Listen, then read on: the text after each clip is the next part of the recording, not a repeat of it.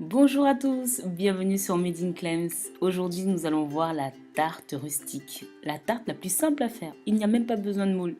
Allez, c'est parti pour la recette. Oh, et n'hésitez pas à retrouver la recette sur le blog madeinclems.fr. Tout d'abord, dans un robot, il vous faudra du beurre mou ou du beurre pommade si vous préférez. Alors, si vous n'avez pas de robot, vous pouvez bien sûr le faire soit à la main ou soit à l'aide d'un batteur électrique. Alors vous allez fouetter jusqu'à ce que vous ayez une texture bien crémeuse.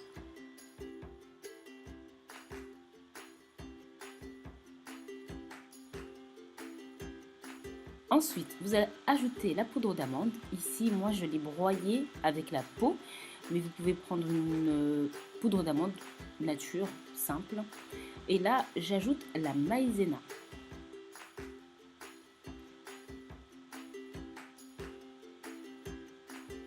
Ensuite, ajoutez le sucre glace. Ce sera beaucoup plus facile pour amalgamer la pâte et pour ne pas avoir des petits cristaux de sucre. Et vous mélangez jusqu'à ce que la pâte soit homogène.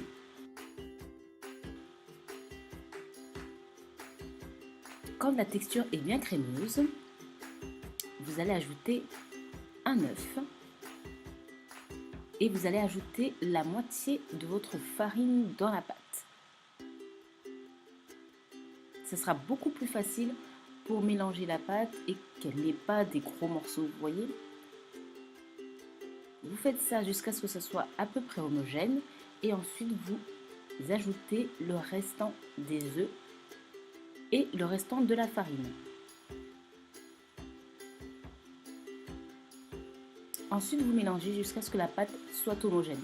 Ne la mélangez pas trop non plus pour que la pâte ne devienne pas trop dure à la cuisson. Ensuite, rabattez bien les bords pour être sûr d'avoir toute la pâte. Et ensuite, vous allez la mettre au frais. D'abord, vous allez l'aplatir sur un film alimentaire. Et vous allez tout simplement le recouvrir.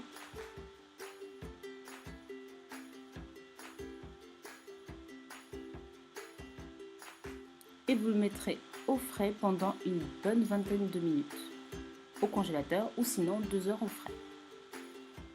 Alors, ici, nous avons de jolies prunes que nous allons découper. Alors ici, vous allez tout simplement les découper en deux et les dénoyauter. Lorsqu'elles sont découpées en deux, vous les couperez ensuite en 4. Vous allez tout simplement couper en deux la moitié de chacune des prunes. Regardez comme elles sont belles.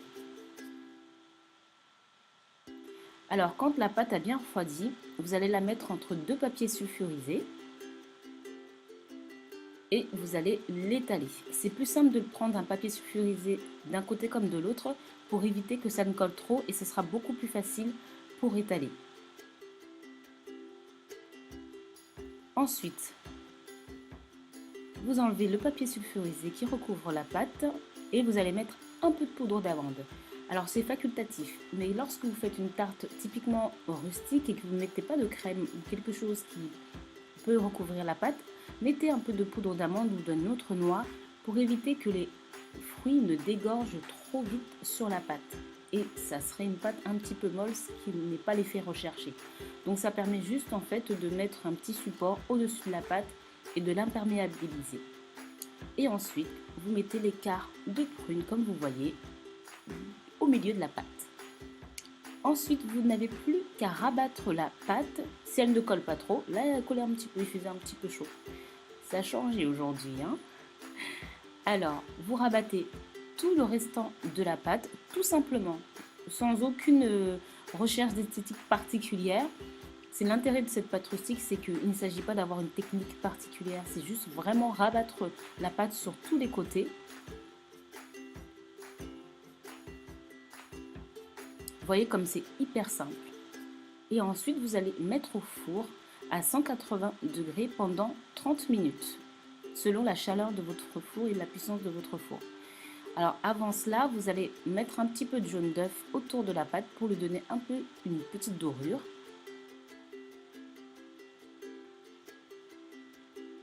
Elle est simple à faire, mais il s'agit quand même de la faire aussi jolie que possible. Ensuite, vous allez mettre un peu de sucre roux ou blanc au-dessus pour la décoration. Et voilà, cette tarte est super bonne. Elle est simple à faire et toute mignonne. Alors, pour agrémenter encore plus et pour que ce soit encore plus gourmand, bien évidemment, ajoutez une boule de glace. Elle n'en sera que meilleure, je vous assure. Je suis contente de vous avoir partagé cette recette. N'hésitez pas à vous abonner.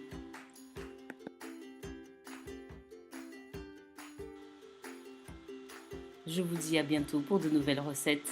Et n'hésitez pas à aller sur les réseaux sociaux pour me retrouver. À bientôt!